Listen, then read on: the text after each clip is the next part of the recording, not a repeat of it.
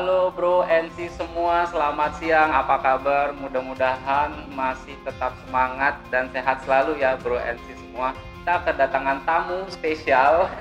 Kedatangan tamu spesial Ibu Ekowati Sundari atau Ibu Wati Ibu ya.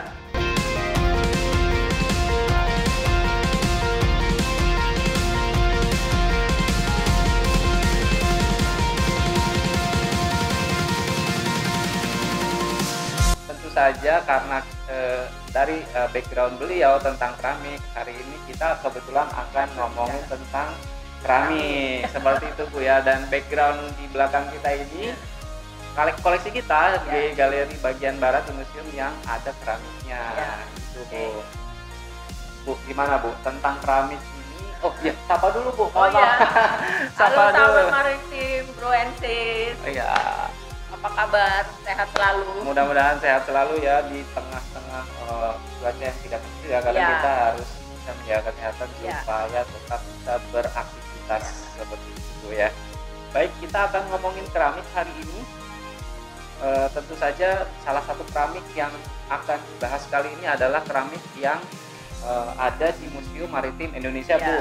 Kita punya kurang lebih 368 keramik. 368 pieces ya dengan berbagai jenis, dengan berbagai bentuk hibah dari Kementerian Pendidikan dan Kebudayaan Ibu. Nah, dan memang keramik ini menarik sekali ya Bu ya.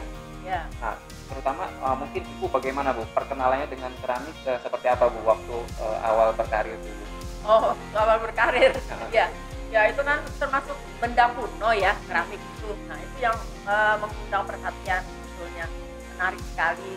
Selain benda-benda kuno lainnya mungkin seperti candi atau ada mata uang, nah ada keramik gitu. Dan keramik itu yang lebih menarik lagi adalah bukan dibuat di Indonesia, jadi berasal dari Tiongkok, dari Vietnam, dari Thailand dan dari Eropa dan lain sebagainya. Tapi dari Indonesia sendiri atau dari Nusantara sendiri? Ada terakota biasanya kita sebut terakota atau gerabah atau kita sebut tanah liat lokal, ada pasti ada. Dan ketika menghadapi keramik itu apa sih biasanya kalau misalnya kalau arkeolog kan kalau penggalian mau keramik gitu ya, entah gimana harus senang atau karena bentuknya kan kalau pertemuan keramik itu dan itu tidak utuh pecahan. Biasanya yang ditemukan memang pecahan, tidak utuh itu. Dan memang ketika penelitian itu kan sebetulnya yang harus dicari juga itu adalah selain peranannya di Indonesia, tapi waktunya atau periodenya. Nah, dari keramik itu kita bisa juga menentukan umur walaupun secara relatif, secara umum. Memang periode itu kadang-kadang ada di prasasti tertulis atau ada di bangunan candi seperti itu, dari mata uang seperti itu. Tapi dari keramik pun kita juga membantu periode tempat dia ditemukan. Jadi aktivitas ketika dia ditemukan di sekitar candi, biasanya dia juga membantu periode dari candi itu. Jadi kalau mungkin kita bicara mengenai Borobudur dari abad 8 sampai abad 10, biasanya keramiknya juga dari sekitar abad itu, dari Tiongkok dari abad 8-9. Jadi ada kesamaan, jadi saling membuktikan periode tempat aktivitas tersebut mendukung mendukung tempat. Nah, keramik ini sendiri peranannya banyak Bu ya sebetulnya. Dan banyak fungsinya terutama karena selain dia tahan lama, dia juga memiliki fungsi yang banyak seperti mulai dari tempat untuk makan gitu alat upacara, untuk tempat alat bermain juga Bu ya. Betul. Gimana Bu kalau di Nusantara sendiri jika dibandingkan dengan keramik Tiongkok gitu, sepertinya ada kesamaan atau ada kesamaan fungsi atau justru berbeda fungsinya? Keramik lokal keramik lokal itu kan biasanya untuk Indonesia adalah yang dibuat dari tembikar atau kadang disebut juga tanah liat atau juga disebut gerabah seperti itu. Nah itu keramik lokal. Tentunya keramik lokal itu ada yang fungsinya untuk sehari-hari, dia peralatan rumah tangga, atau kadang-kadang memang dipakai untuk upacara seperti itu. Nah, kemudian kalau yang datang dari luar sebetulnya sama. Jadi ada yang dipakai sehari-hari peralatan rumah tangga, tapi ada juga yang untuk upacara. Nah, biasanya benda-benda upacara itu kalau sudah selesai disimpan. Nah, biasanya dia juga menjadi benda warisan. Benda warisan itu tidak hanya benda upacara, tapi memang ada pusaka juga yang disimpan. Begitu juga keramik itu ada yang disimpan. Jadi ada pusaka yang kalau di Indonesia mungkin yang sampai ya seperti itu Bu ya. Ya, tapi ini keramik. Ini keramik. Jadi peranannya di masyarakat di Indonesia pada masa lalu itu sebetulnya. Nah, tapi banyak juga yang ditemukan adalah yang untuk peralatan rumah tangga, biasanya kualitasnya tidak terlalu baik. Nah, dia itu dibuat dalam keadaan produksi massal, mass production, jadi murah, semua bisa.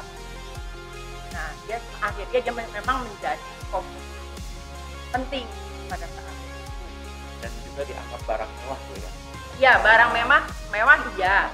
Tapi untuk yang memang kualitasnya mungkin menengah ke atas, ya ada. Itu biasanya dijadikan pusaka, yang dijadikan benda upacara, atau sebagai hadiah, bisa itu sebagai hadiah. Diduga itu memang sebagai ada yang hadiah, ada yang benda upacara, ada yang memang dijadikan benda pusaka seperti itu. Kalau yang membedakan itu misalnya kalau misalnya alat upacara itu misalnya entah beda bahannya atau beda cara pembuatannya atau bagaimana Bu? Kalau alat sehari-hari dan kemudian untuk alat upacara atau untuk alat benda pusaka gitu dari keramik yang membedakan apa? Begini, kalau yang untuk benda upacara yang biasanya pasti itu adalah yang bentuknya adalah yang disebut kunika upacara. Ada itu yang dibuat dari Tiongkok yang dari sekitar abad 8-9 dari kita, tapi tidak banyak. Mungkin hanya ditemukan di Indonesia, mungkin tidak terlalu banyak. Ya 5 benda mungkin memang utuh kebetulan. Nah, tapi ada juga yang sebetulnya tempayan itu di tempat pembuatannya dan di tempat pemakaiannya berbeda. Bisa terjadi seperti itu. Di tempat pembuatannya mungkin untuk wadah membuat makanan ya, makanan yang diawetkan, fermentasi. Itu. Jadi tempayan itu ada tempayan dari Tiongkok, dari Thailand, Kamboja, Myanmar, seperti itu. Nah, itu biasanya untuk wadah makanan. Tapi ketika di Indonesia ada perubahan fungsi untuk menampung air bersih di daerah yang sulit air. Nah, kemudian satu lagi adalah seperti di Kalimantan, itu di rumah-rumah panjang pada Dayak itu dia adalah sistem penguburan kedua. Jadi yang disimpan adalah tulangnya saja di dalam tempayan itu, dan tempayannya diletakkan di dalam rumah adat mereka di rumah panjang. Bukan dikubur di dalam tanah, tapi diletakkan di dalam rumah Bu ya. Berarti memang fungsi dari keramik itu masih digunakan sampai sekarang gitu berbagai fungsi. Nah, kalau sekarang mungkin masih ada beberapa tapi tidak sebanyak itu. Jadi fungsi yang tapi dulu, tradisi itu pernah ada. Dari tradisi ya. Nah Bu, berbicara mengenai asal muasal keramik. Nah, di Indonesia kan kita tahu banyak Bu ya. Kita menemukan banyak sekali keramik, terutama dari bawah air atau benda berharga muatan kapal tenggelam. Nah, kita kan punya nih contoh-contohnya dan kebanyakan memang ditemukannya di bawah air yang paling banyak Bu ya, dan yang beberapa yang utuh gitu. Betul. Nah, gimana Bu terkait dengan asal pembuatannya atau produsennya? Sebetulnya dari mana aja sih? Apakah dari China atau Tiongkok ya gitu bilang Tiongkok atau Vietnam gitu ya, kan kita tahu bahwa dulu masih ada kebudayaan-kebudayaan juga yang terkait dengan keramik seperti Saung Iya. Kalana Ibu ya. Ya. Gimana Bu tentang asal muasal atau produsen keramik ini? Oh gitu ya. Sebetulnya mungkin ini ada hubungannya dengan perdagangan ya, sebetulnya ada hubungannya dengan perdagangan, dan memang ini adalah sebetulnya bagian dari tradisi si pembuatnya. Jadi mereka memang membutuhkan wadah-wadah, membutuhkan wadah-wadah untuk sehari-hari mereka, atau untuk upacara, atau untuk mungkin benda hiasan seperti itu. Nah kemudian mau nggak tidak mau, tapi ternyata itu dijual, maksudnya dibawa dalam pelayaran kapal dan akhirnya mencapai tempat lain, itu akhirnya ternyata diminati juga oleh bangsa lain. Dan kemudian mereka itu juga ternyata keramik itu dibarterlah atau diperdagangkan dengan produk lain, karena memang pada saat itu memang apa yang terjadi adalah tradisi pelayaran, dan mereka singgah dan mereka membawa produk-produk mereka sendiri untuk ditukarkan dengan produk lain yang mereka butuhkan. Baik. Dan memang distribusinya ini perdagangan melalui laut Bu ya, terutama memang waktu apalagi Tiongkok Bu ya, produsen keramik yang sudah dimulai ketika abad 12 mungkin ya, hampir ribuan tahun yang lalu gitu ya, sudah menghasilkan keramik dan memperjualbelikannya lewat laut sampailah ke Nusantara, ke Indonesia seperti itu ya.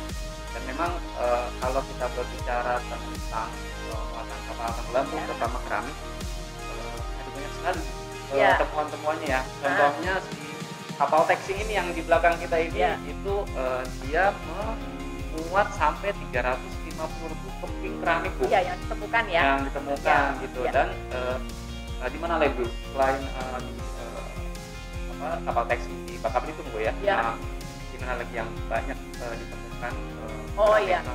Ya sebetulnya itu kan mereka membawa produk mereka yang dibutuhkan oleh daerah lain. Itu adalah terjadilah perdagangan atau barter atau segala macam.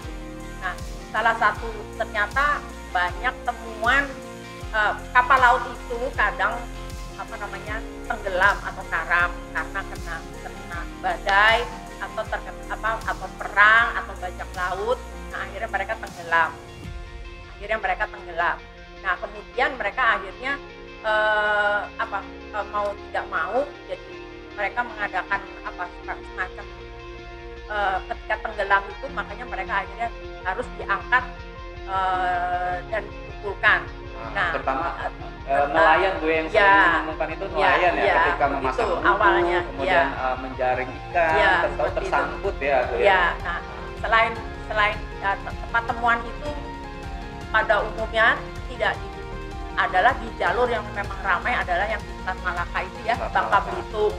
Nah, di situ banyak, antara lain adalah seperti keramik temuan Texing ini di Selat Gelasa atau Selat Gaspar di daerah Bangka Belitung. Ya, nanti ada lagi yang ditemukan di perairan Cirebon. Maaf, yang Bangka Belitung ini abad antara temuannya terbanyak adalah keramik dari Tiongkok abad 18 sampai awal abad 20.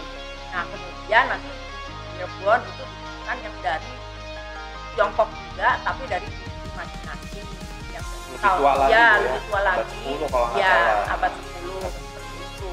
Itu juga warna, kalau yang teks itu kebanyakan berwarna biru putih, porselen, dan kalau yang Cirebon itu tanahnya adalah silver dan berwarna hijau keabuan seperti itu. Nah, kebetulan dulu penelitian saya tentang Cirebon Bu. Oh gitu, ya. Tapi bukan keramiknya tapi prosesnya, proses konservasinya seperti itu. Ya, proses pengangkatan juga mungkin ya. Ini ada pertanyaan Bu, kita sambil setelah diskusi kita juga ada pertanyaan di IG live-nya. Ini dari akun Rizky.Setiawan71. Ilmu yang membahas tentang keramik namanya apa Bu? Ilmu tentang keramik namanya apa Bu? Saya tidak tahu ya, tapi mungkin keramologi ya. Keramologi. Iya. Keramologi. Saya juga baru dengar. Iya, tapi saya sendiri tidak ini. Tapi memang di Nusantara nggak ada khusus tidak ada ilmu tentang keramik, Bu, ya? Tidak ada. Jadi kalau Bro Yancy semua mau jadi spesialis keramik boleh juga tuh, Bu, ya? Iya. Kepake, apalagi temuannya banyak nih.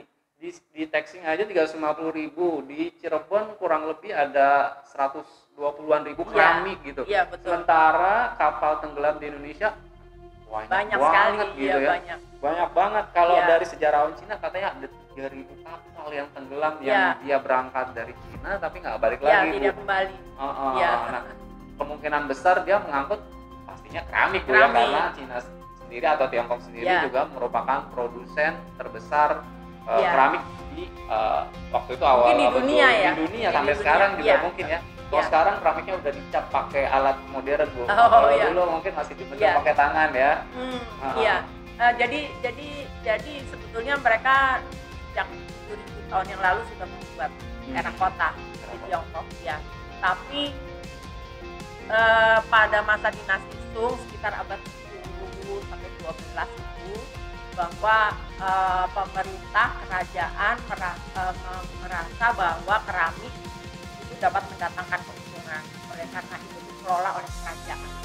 Jadi mass production ya, yang barangnya tidak terlalu maksudnya berkualitas sedang sampai kasar. Nah itu memang dikelola oleh kerajaan. Nah jadi itu mulainya adanya mass production karena melihat banyak keuntungan dari penjualan keramik. Itu bisa menjawab kenapa banyak temuan keramik di muatan kapal tenggelam di Nusantara, dan akhirnya diikuti oleh negara-negara tetangga, jadi seperti Vietnam juga membuat warna biru putih, terus Laos, Kamboja, Myanmar.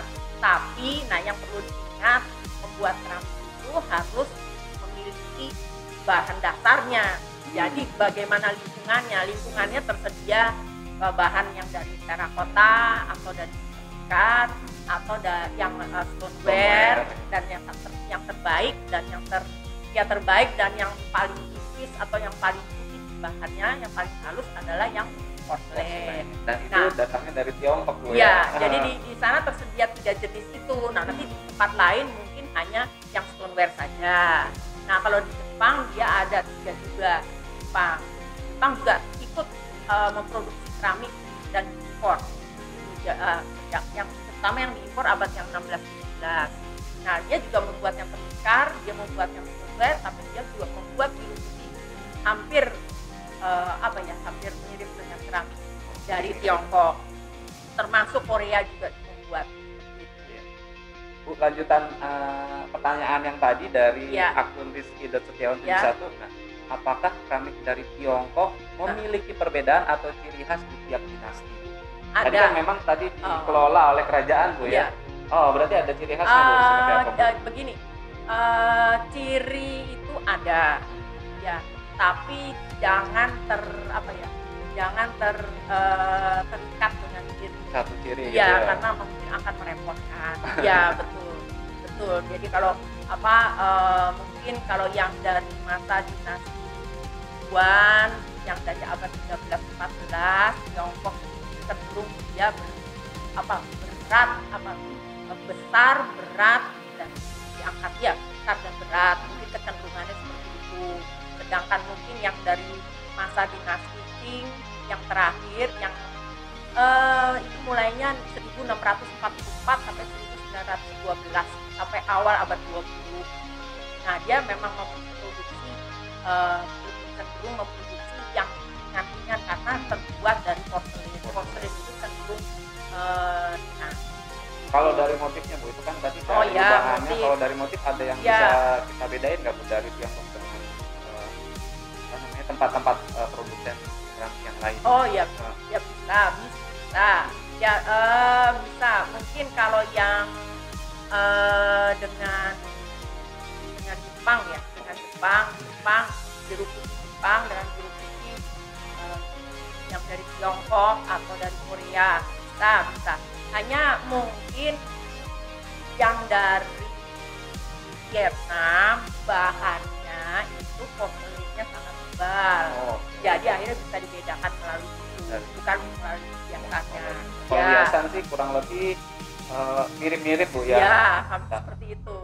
Ya, walaupun nanti tingkat kesulitannya akan muncul ketika berhadapan dengan keramik yang dari Tiongkok yang tebal juga. Nah, seperti itu. Jadi ya memang perlu pendalaman. Maksudnya mempelajarinya itu mau tidak mau harus mempelajari setiap jenisnya dan diingat. Ini ada pertanyaan lagi Bu dari Mas Yoki Rendra. Kalau keramik warna biru atau hijau itu perwarnaannya pakai apa Bu? Biru atau hijau? Ya.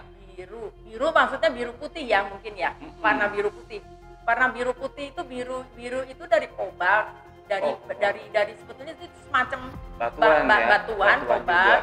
Jadi ternyata awalnya itu adalah karena itu terinspirasi dari keramik dari Iran, kalau dulu dari Persia.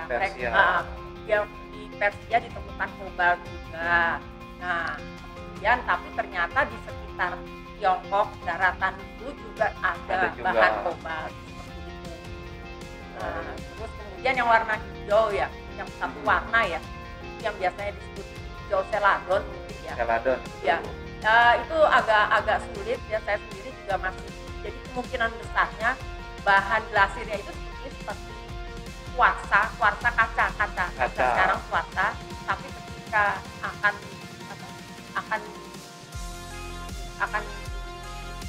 campur ke keramiknya, melapisi keramik. Ketika akan melapisi keramik itu rupanya mungkin sedikit diberi bahan Fe,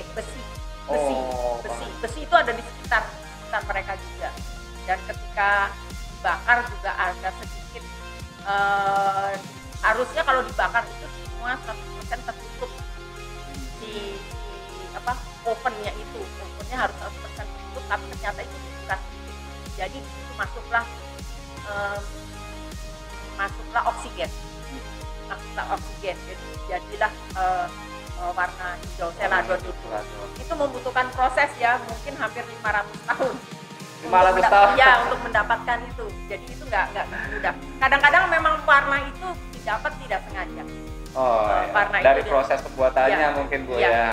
Ya mulainya tadinya abu-abu, tapi lama-lama abu-abunya kehijauan. Nah, lama-lama yang hijau celadon yang terakhir, biasanya itu hijau celadon lebih cenderung hijau kebiruan. Oke, dari akun tadi Rizky dan Setiawan 71, terima kasih Bu atas jawabannya.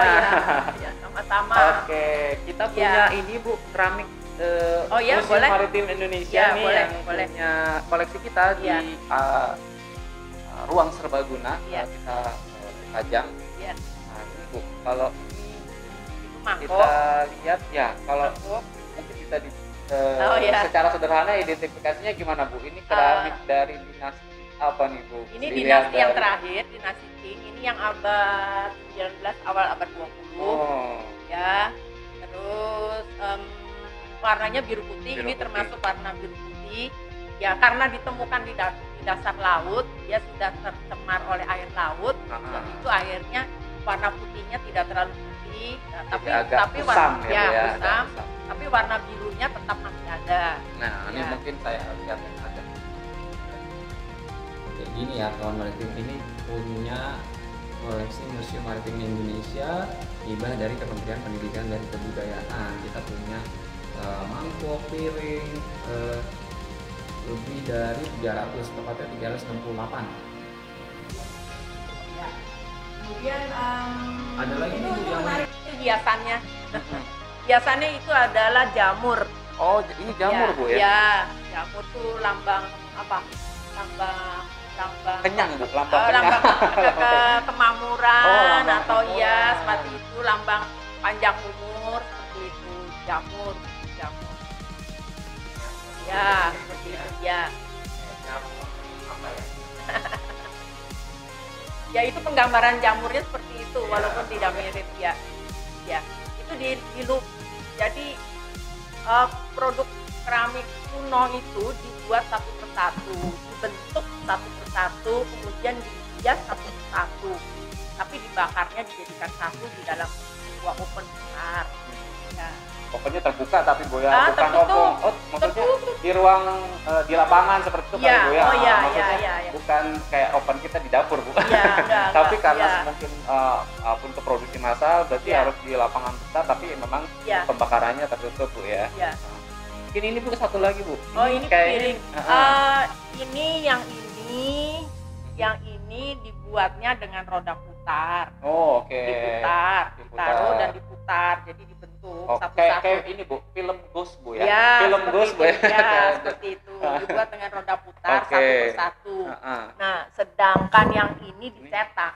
Oh, Ya, dicetak, bentuknya dicetak, hiasannya pun juga dicetak. Oke. Udah langsung dengan cetakan.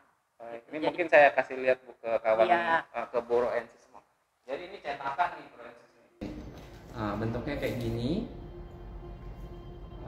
Cetakan ya. Ya, Ini yang cetakan. Mungkin dibedakan dengan ini yang Kayak gini ya. Jadi memang ini mungkin dibedakan dengan ini, yang itu hiasannya dicetakkan.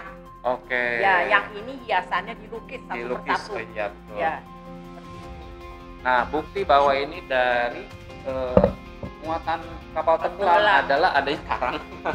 Jadi itu ya. Ini karangnya nih ya masih ada, masih intact. Jadi tidak dibersihkan sekali, tidak tidak dipreservasi sama sekali. Tapi ini sudah melalui penanganan awal yang cukup sehingga ketika dibawa ke daratan tidak rusak. Nah kebetulan istri saya tentang itu Bu. Iya. Jadi berapa lama waktunya Ya, ketika keramik, terutama waktu stoneware, ya. keramiknya stoneware bisa diangkat ke daratan sampai berapa lama? Iya. Gitu ya. Ya. Nah, di Indonesia juga 3 hari kurang lebih sudah bisa dibawa ke darat gitu Iya. dari proses preservasi. Ya. Kalau saya dulu penelitiannya memang khusus penanganan awalnya aja Bu. Jadi Iya. waktu bagaimana caranya menangani ketika keramik itu ditemukan di dasar laut dan sampai bisa dipajang gitu Iya, Bu. iya. Tapi kalau sekarang ini setelah itu semua selesai Bu, penanganannya seperti apa sih Bu? Terutama ini juga untuk koleksi kami Bu ya. Iya. Jadi apakah cuma dibersihkan pakai air cukup atau ada perawatan khusus Bu, terutama untuk keramik-keramik yang kita dapatkan dari muatan kapal tenggelam bawah air, terutama bawah air. Ya, kalau yang kapal tenggelam hanya cukup dibersihkan dengan kain flanel, ya dilap saja, itu tidak perlu pakai air. Tidak perlu pakai air. Tidak perlu.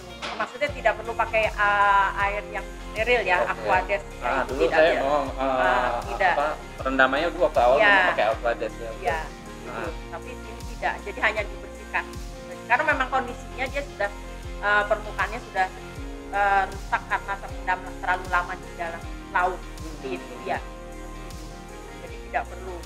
Kecuali kalau keramiknya yang memang keramik masih dalam keadaan kondisi prima, nah itu mungkin akan bisa tetap juga mungkin pakai Aquades dan kemudian dikeringkan dengan kipas angin dan Atau lalu nanti diangin-anginin aja. ya gitu diangin-anginin Jangan boleh. kena panas lagi Ya, Bu, ya. nanti terakhir dibersihkan dengan kain flanel. Oke. Mohon maaf ini Bu, saya kan baru ini kayaknya ada kendala di handphone saya.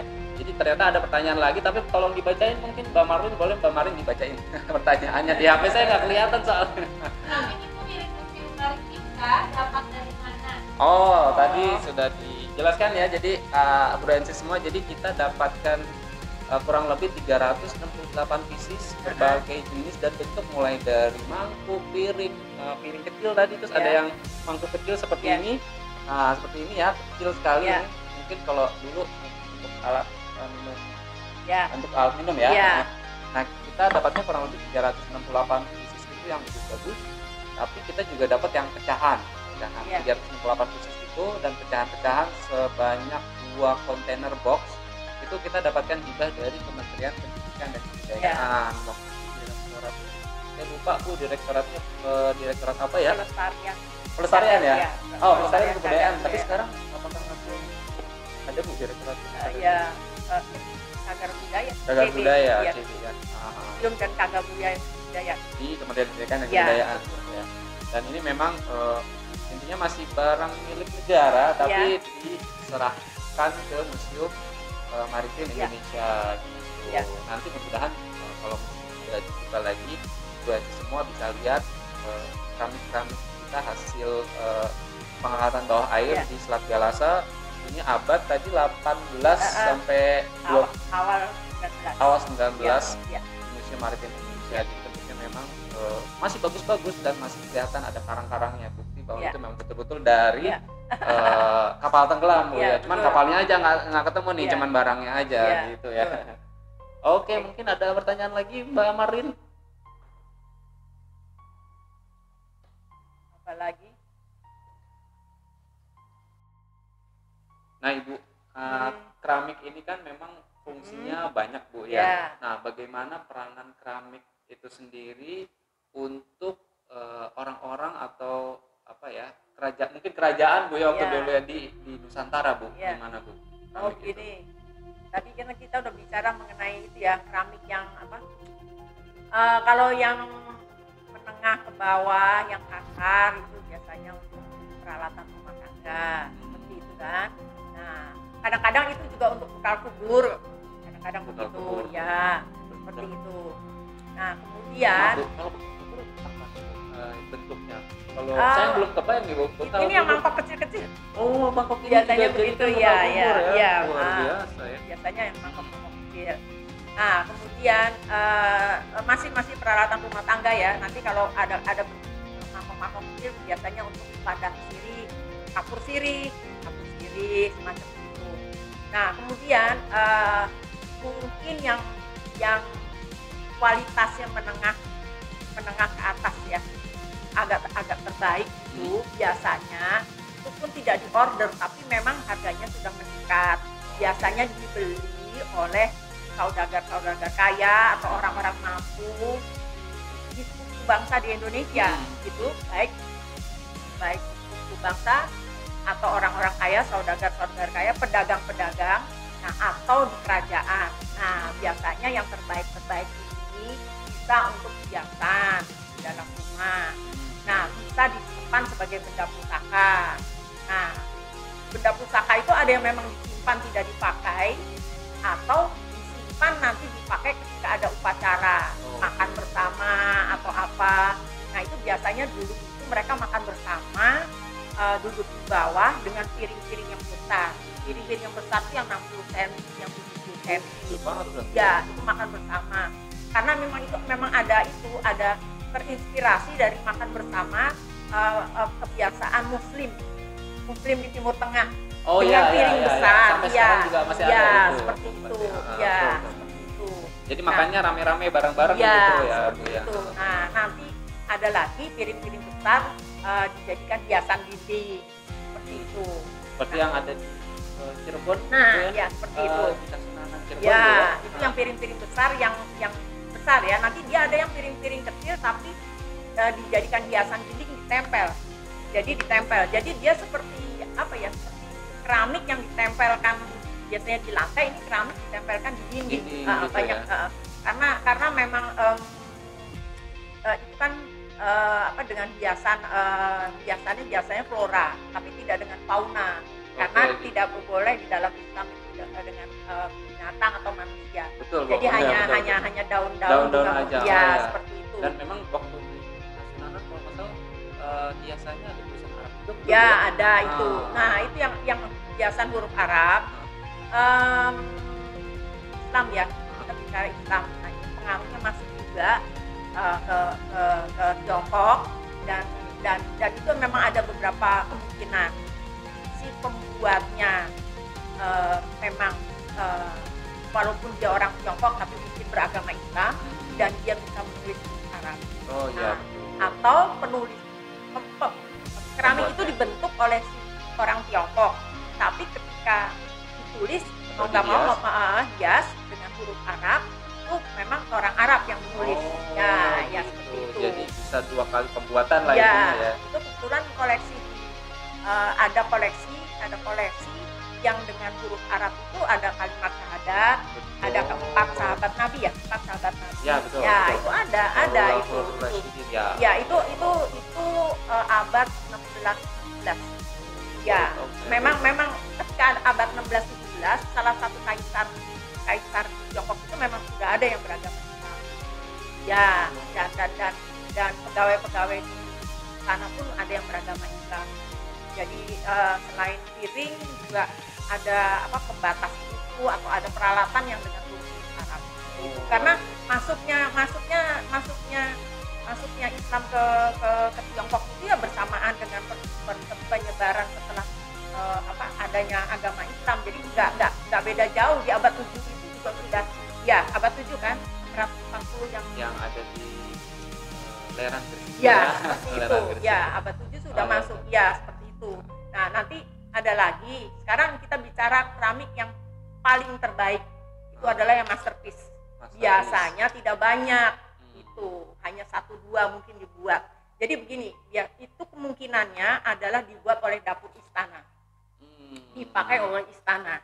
Tapi istana juga membuat untuk diberikan ke negara-negara lain atau ke kerajaan-kerajaan lain di luar itu untuk menyatakan persahabatan. Oke, kayak bukan merchandise lah ya. Ya. Kalau ada tamu negara ya, datang, seperti itu. Nah, Itu menyatakan hubungan baik, persahabatan seperti itu ya. Atau benda-benda itu memang sebagai benda terbaik bisa juga memang dijual ya oleh kan, karena pedagang itu kan saudagar kaya juga. Mereka juga memiliki, bisa saja. Apalagi ketika puncak perdagangan rempah-rempah di Indonesia oleh benda. Salah satu benda yang memang ditemukan di Halmahera. Halmahera itu kan sebagai salah satu pelabuhan rempah-rempah juga kan, ya penghasil dan pelabuhan juga semacam itu. Jadi itu udah berapa ya? Nah, benda-benda seperti ini, yaitu tadi yang disimpan sebagai benda pusaka akan dipamerkan mungkin ketika ada upacara, tapi tidak dipakai loh ya, karena mereka juga ada ya karena terbaik, iya seperti itu. Nah, karena itu kan menyatakan statusnya mereka kan, ya statusnya mereka. Tapi ada juga biasanya yang agak menengah di bawah itu yang bukan masterpiece itu yang dipakai. Nanti ya ada lagi yang lebih di bawah lagi. Tadi adalah yang pemakaian sehari-hari. Ya, itu rakyat pun akan beli. Ya, itu yang mass production. Artinya memang waktu kita ngomongin abad 12 misalnya, ya, 12 itu permintaan sudah banyak di Nusantara. Sudah. Jadi gini, mungkin kita lihat ini adalah tang kargo ya. Tangkar, Oke. Itu yang ditemukan di situ Batu Hitam di sekitar Bangka Belitung. Ya, di situ kapalnya adalah kapal Persia. Rupanya memang itu atas permintaan dari daerah di Persia atau sekarang adalah Iran ya. Nah, rupanya itu, tapi rupanya tenggelam kan dia, tenggelam di Batu Hitam di sekitar Bangka Belitung. Nah, itu dalam kapal itu saja sudah 10.000 atau 20.000 titik. Kalau nggak salah begitu. Nah, itu menunjukkan mass production sudah mulai dibuat. Ya, tapi ya itu sudah mass production, sudah mulai dibuat.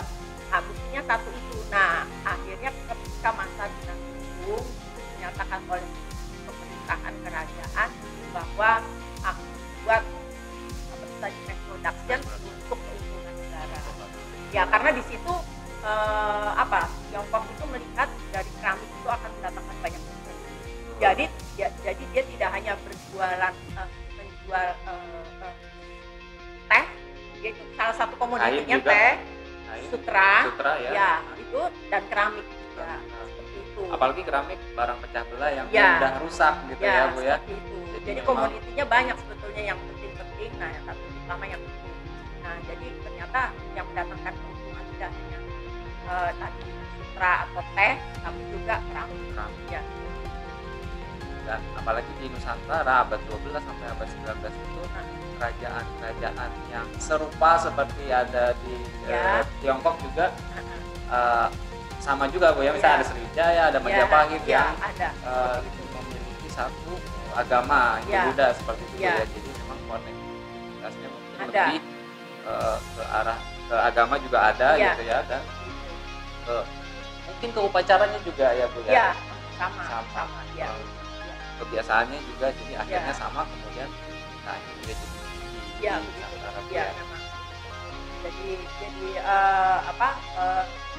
salah satu juga kelebihannya kenapa mungkin sebagai barang dagangan dia banyak dibutuhkan karena keramik yang kita bicarakan ini sebetulnya adalah yang impor ya dari luar dan yang dibuat dari stoneware dan porcelain.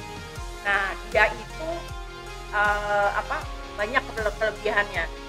Kelebihannya itu adalah ketika kita menaruh makanan tidak mudah busuk seperti itu. Ya. Nah, itu jadi dari penampilannya lebih indah, Ya. lebih baik ya. Dibandingkan dengan kaca ya Bu ya, atau cuman dibandingkan dengan tembikar tembikar lokal. ya coklat gitu aja Ya, gitu ya, nggak ada hiasan, nggak ada. Sebenarnya tembikar ada juga yang dari Thailand Ah. yang berbentuk kendi gitu ya, Ah. tapi itu ternyata memang mudah pecah tembikar itu. Nah, sedangkan ini tidak mudah pecah dan dia tidak menyerap air seperti itu. Jadi banyak kelebihannya dari si keramik ini, dari keramik dengan jenis bahan stoneware atau porcelain dibandingkan dengan yang terakota atau tembikar tadi. Atau earthenware Bu Ya, disebutnya earthenware boleh, seperti gitu, itu. yang pembakarannya Ya. lebih ringan. Ya. Keramik ini juga kalau untuk luar ekspor ya, Ekspor, dia itu di kapal, dia itu pemberat untuk penyeimbang. Ya, balas. seperti itu. Makanya harus diisi. Jadi dan ditaruh paling bawah. Gitu. Nanti makin ke atas itu ada tadi teh dan lain-lain, mungkin dia juga jamur apa itu nanti makin ke atas adalah sutra. Makin ringan. Jadi Ya. yang bawah paling berat keramik ini ditaruh di bawahnya paling bawah. Ya. Di tengahnya kemudian teh, dan paling atasnya Yang terbaik, yang paling berharga adalah sutra. Di atas, di Ya. bagian kapal atas gitu ya. Di tengah ini nanti ada furniture juga. Oh. Ada furniture. Kapal Eropa. Oh ya, kalau kapal Eropa ya isinya bata Bu kalau di bawah. Iya, Kalau pemberatnya atau balasnya pakai Iya, bata. iya. Jadi datang ke sini bawa bata, pulang ke sana bawa emas ke Iya. Eropanya. Ya, kalau pemberat itu juga timah batangan. Mereka Oh, jualan iya. dari mereka mengekspor juga timah batangan. Oke, kalau maritim semua saya kira cukup Ibu Iya. untuk program kabar maritim kali Iya. ini. Semoga kita semua memiliki atau menambah ilmu yang baru terutama tentang keramik. Iya. Dan kita mengetahui lebih jauh tentang keramik terutama yang ada di Museum Maritim Indonesia. Terima kasih semuanya sudah mengikuti program kabar maritim hari ini. Kita akan bertemu di kabar maritim pekan depan di hari Jumat pukul 8.30. Terima kasih semuanya. Kamu, aku, Cinta Maritim. Kawan maritim.